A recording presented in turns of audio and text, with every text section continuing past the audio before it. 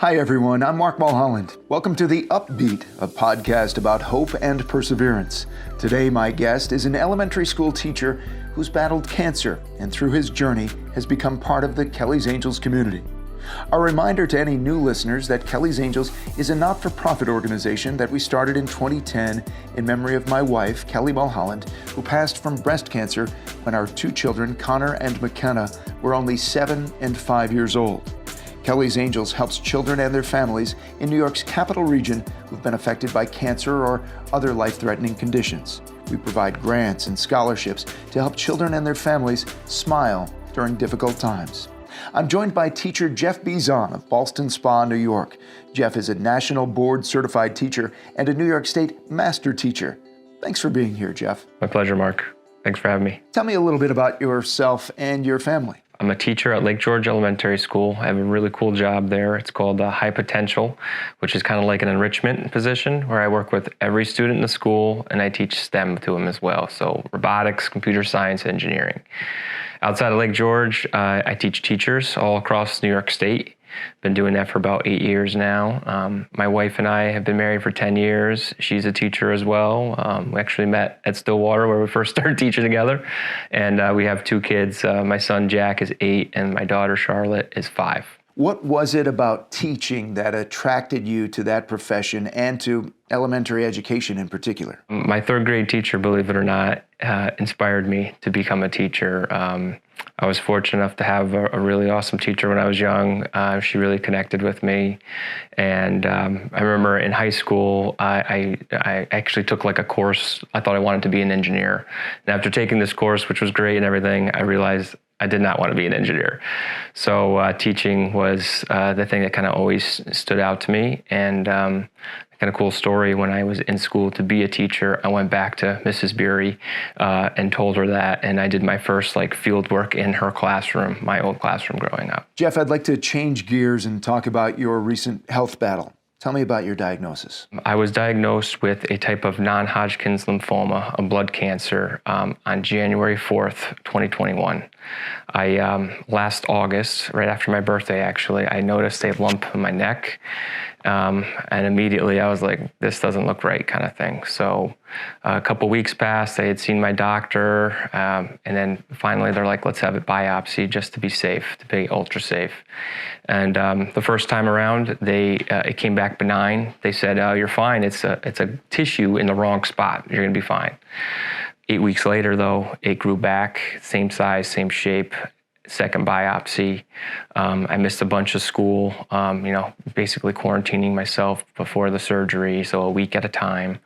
And it was the first day back after Christmas break on January 4th. I got a call first thing in the morning. I just taught my first class. My doctor had called me and said, it's cancer, you got to stop everything and go home, basically. And the first person I told was my principal, Mr. Conway at Lake George, who I'm pretty close with. And, he was the first one to say, you're going to be all right, kind of thing. But from there, it was really tough, being able to tell your wife that you have cancer, and then just myself trying to comprehend, what's going to happen, what does this mean, what kind, and all that kind of stuff. So it was tough. You mentioned getting the call from your doctor while you were at work. That had to be incredibly difficult. Can you take us through what you were thinking and feeling in that moment? I immediately thought of my wife and my kids and, how I wanted to be there, to see my daughter walk down the wedding aisle and stuff like that. And I just wanted to make sure immediately it was like fight or flight mode. And, once we, got all the crying out of our system and came up with a plan, that became our main focus, and rest is kind of history. Can you tell me a little bit about your treatment journey and how it affected both you and your family? So January 4th, I get the word that I have cancer. And it wasn't until maybe a week later where I actually found out what kind of cancer. So I had a doctor up in the capital region that was my primary care provider, and I needed to find an expert because the type of non-Hodgkin's lymphoma I had was an extremely rare one called Burkitt. So like less than 2% of all non-Hodgkin's lymphoma is this subtype. and they use words like aggressive, and it's really kind of frightening when you hear that. But fortunately, I found an oncologist at Sloan Kettering in New York City who had told us, we did this through telehealth. She had said that, yes, it's aggressive and all, but it responds well to aggressive chemotherapy. And she basically said, 100% cure rate kind of thing. Now, we know nothing's 100%, but that really boosted our spirits and gave us a lot of hope and focus, and like, okay, we can do this. We can do this.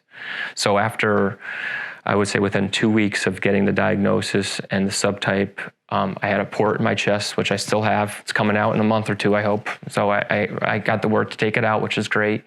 But within 2 weeks of the diagnosis, I started treatment. I found a different oncologist up here who worked at Albany Medical Center. For a quick second, we thought we were going down to Sloan Kettering in New York every 3 weeks, but fortunately, we had to do it at Albany Medical Center instead, so it was closer to home. I had 6 rounds, though, and I basically was in the hospital by myself for 6 days straight. Every 21 days, every 3-week cycle, it would repeat. The chemotherapy was very strong, so much so that it was like 4 of the biggest IV bags you'll ever see, and it was 96 hours straight. So I slept with it. I was in a very small room at first, and the I don't know if I'll say the hardest part, but the thing that really messed with you too was that you're doing this all during a pandemic. So my first round was very different than my last round being in the hospital. First round, I had a room with somebody else who, was in there, not battling cancer, but had some type of hematological disorder or whatnot. And my second round, there was a breakout on the oncology floor. Everybody got it. I didn't, fortunately. They put me in like an ICU room, basically, where you had like the oxygen cut off in the room. It's kind of crazy. But I could not leave my room, basically. No visitors. I learned all the nurses and doctors' names instantly. I'm a people person. And, thank God for iPads and FaceTime, because it would have been really hard. And fortunately, in the springtime, I finished in May, but around April, I want to say, I was able to have visitors. So my parents, my wife, my father-in-law, my mother-in-law, brother-in-law, they came in, and, the first time my wife was able to come in to see me, it was, like a little date night in the hospital kind of thing. And then I was also able to leave my room and walk the floor. And it was hard, but, didn't lose hope at all. My kids, the family motivated me to, focus. That was my full-time job, basically. And I was very fortunate that, I did not really suffer any side effects. My first round, I was like, what is this going to do to me? What is it going to feel like? Am I going to be sick? Am I going to be visibly nauseous and stuff? And I remember coming home, not being able to shower for 5 days. That was the first thing to do, is take a shower. And then I had to go to the clinic at MYOH every day after treatment, basically, to get something that would boost your white blood cell count. And I drove myself, and I was like, I can do it. And then when I saw, people of all different walks of life in the clinic, especially elderly people there all by themselves, I just was like, all right, toughen up, man. You can do this. Prior to getting cancer, I was in the best shape of my life. Avid runner. I was into weightlifting. We got a Peloton, all that stuff. I was seriously in the best shape of my life. And, that kind of stuff is it's a good stress relief, but also it really helped me to focus. And I was still able to do decent amount of those things until the treatment started to stack on top of each other. So, yeah. You mentioned hope, and this is a podcast about hope and perseverance. What was your mindset like while you were battling? So if you were to ask my wife one trait about me, it would be that I was always a very positive person. And I'm pretty sure I was pretty positive throughout the entire treatment journey as well. 12 years ago, I actually ran a marathon for the Leukemia and Lymphoma Society for team and training. And I didn't know anybody with that type of cancer. I knew it was a blood cancer. I knew there was a lot of it. But, people thought I was crazy, that you're never going to run a marathon, let alone raise $4,000. But that motivated me beyond anything I've ever been motivated in my life to do. And once I did that, something changed inside me where I felt like I could do anything. And I became a very confident person after that, really like a life-changing thing. So I don't know if it's a coincidence or not, but 12 years later, I was the one who had blood cancer, and the Leukemia and Lymphoma Society was actually like the first phone call I reached out to, and they provided us with all sorts of materials and help, basically. I'm curious about how your training and experience as an elementary school teacher came into play when you were communicating to your children, who are very young, about what you were dealing with, which was so personal and potentially life-threatening. How did you and your wife talk to your kids? That was a great question. So Jen and I, we were asking that question immediately. We talked to a couple people through the Leukemia and Lymphoma Society. I believe it was a social worker who pointed us in the right direction of some children's books and how to bring it up. And I remember vividly saying to Jack and Charlotte, who were 7 and 4 at the time, Daddy has something inside his body that is sick, and he needs to go to the hospital to make him better, basically. And we found a couple books, one that was like Cancer Hates Kisses, and then there was another one too that talked about ports and chemotherapy and radiation and stuff like that. And my daughter really responded well to those books. My son, I felt like he internalized a lot of things, but he's been doing really well with it. Before each round too, I wasn't much of a writer, I would say, but I would write them. I wrote Jack, Charlotte, and then my wife Jen a letter the night before each round, and hopefully they keep them and stuff like that. But I would always hide it in the rooms too, so they, that first night when I wasn't there, they would have to find the letter from Daddy. So, and then we would FaceTime every night, and I would read to them and stuff. But those children's books, the fact that you were going to lose all your hair and stuff, it was my goal, though, to just be me as much as I could, but also for their well-being, to just let them know they're loved and that, everything's going to be okay, kind of thing. It was super important for us to make sure that, they saw us being our normal selves through a challenging time. We're going to take a quick break to thank our underwriters, and then I'll continue my conversation with Geoff. Support for Kelly's Angels comes from the students and faculty at South Glens Falls High School in upstate New York, who hold a 24-hour marathon dance each year to benefit local charities. Kelly's Angels is proud to be among the beneficiaries of the 2022 South High Marathon Dance. We are grateful for their generosity and kindness. Support also comes from Stewart's Shops, an employee and family-owned convenience store chain serving eastern upstate New York and southwestern Vermont. And from Noble Ace Hardware in South Glens Falls, New York, which offers competitive pricing and high-quality products for just about anything you need. For more than 30 years, the team at Noble Ace has delivered on its promise to be the most helpful hardware store in town by providing excellent customer service that exceeds expectations and reflects family values during each and every visit. Now back to my dad's interview with Geoff. Welcome back. I'm talking with Geoff Bizan, a teacher and cancer survivor from Ballston Spa, New York. You shared that your wife, Jen, was instrumental in helping you through your battle with a rare type of non-Hodkins lymphoma. While you were in the hospital getting treatment, unable to have visitors because of the pandemic, Jen was at home holding the fort down, taking care of your 2 children.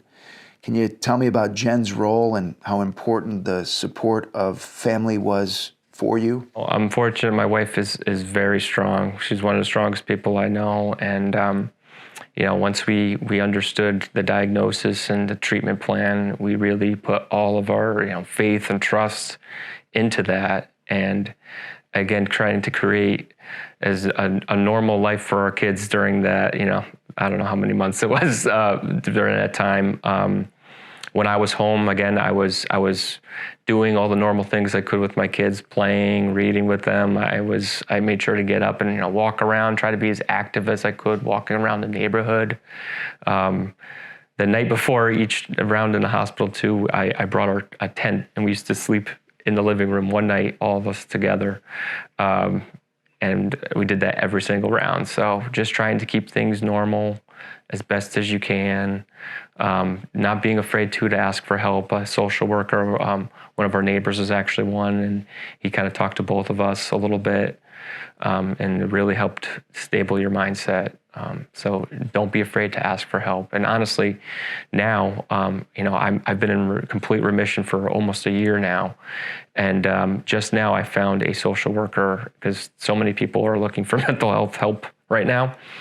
I've just found somebody that I really have bonded with, and I feel like I need to talk to somebody to really work everything out.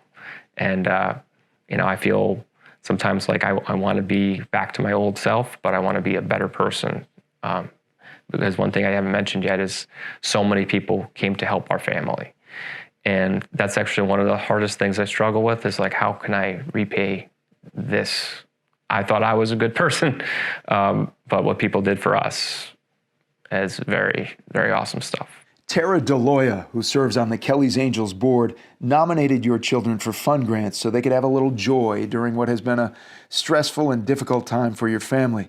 Would you share with our listeners what you did with those fund grants? Tara, again, is a close friend of ours, and I don't remember if I think Jen kind of kept it a secret from me and stuff, but she came over and the kids had no idea, and their eyes lit up when she read the letter, and they're like, well, where are we going to go? What are we going to do? So they kind of had, something fun to look forward to for sure. And, a few months after that, once treatment is finished, my wife and I were like, we're going to Disney World. They deserve something special. We don't care how much it's going to cost. Let's just go. And we saved, the fund grant for that.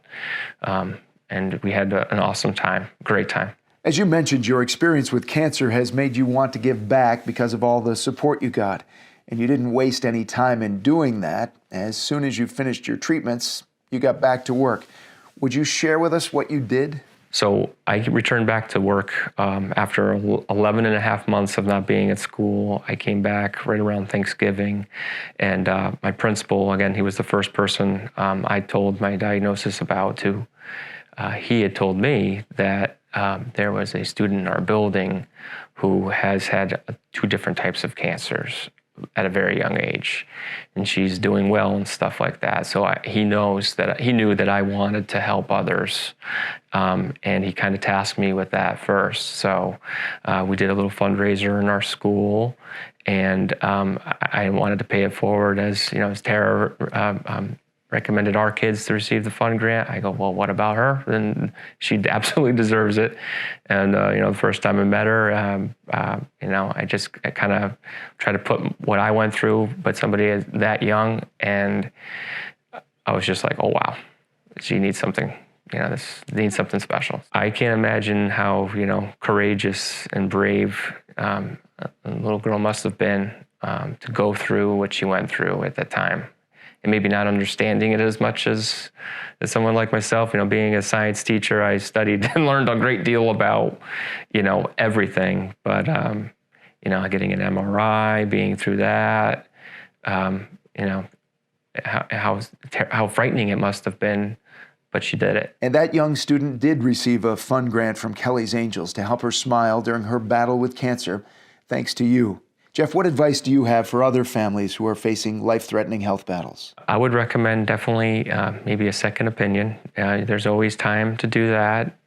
Make sure you have a support team that you trust, like your doctors, that you have a good relationship with, but also for your family and your friends. One of the first things we did, I forget who did it might have been my sister-in-law, made a website, Caring Bridge, I think it was, so that people wouldn't come to us, and I can imagine it being stressful every time somebody asks you, are you okay? Are you okay? So we made a site where we shared, updates and how we were doing and things like that. And also it directed people how they could help us, how I could help our families. And we had a meal train, which was great, not having to worry about dinners. There's lots of things like that. But making sure again you have a doctor that you trust and a plan you trust, and then just making sure everything for that plan gets carried out as best as you can. Cancer stinks. It could happen to anyone. You do everything right in your whole life, and it can still find your way there. But there's amazing marvels of medicine out there today that can make this stuff go away and make it better. So, and I think it's very important too to keep, funding research and fundraising. I know personally, like my chemotherapy didn't exist 20 years ago, and there's all sorts of new things that are coming out, clinical trials that are very exciting and do provide hope for people who have, severe and not fortunate diagnoses. Medical advancements are certainly providing a lot of hope. Geoff, before we wrap up our discussion, another way that you are paying it forward is by participating in Kelly's Angels' annual fundraiser, the Mother Lovin' 5K, which is coming up on Mother's Day morning at the Saratoga Spa State Park. We're so glad you'll be joining us. I love to run, and while I had to take a while off from running, I think this is going to be my first actual 5K in a few years. I'm going to have the whole family there. Last year in May, and it was virtual, I believe, right? And we did the walk. But I just want to, again, I kind of feel like a sense of how can I help others, and this will be a great event, as it always is, but a little more personal this year, in more ways than one kind of thing. So, yeah, I'm looking forward to it. Geoff, thank you for being on The Upbeat and sharing your inspiring story. Thank you for all you do in the classroom and the lessons you're teaching all of us through your personal demonstration of courage, perseverance, and kindness. We'll see you at the Mother Lovin' 5K, and I hope that everyone listening will go to kellysangelsinc.org to register.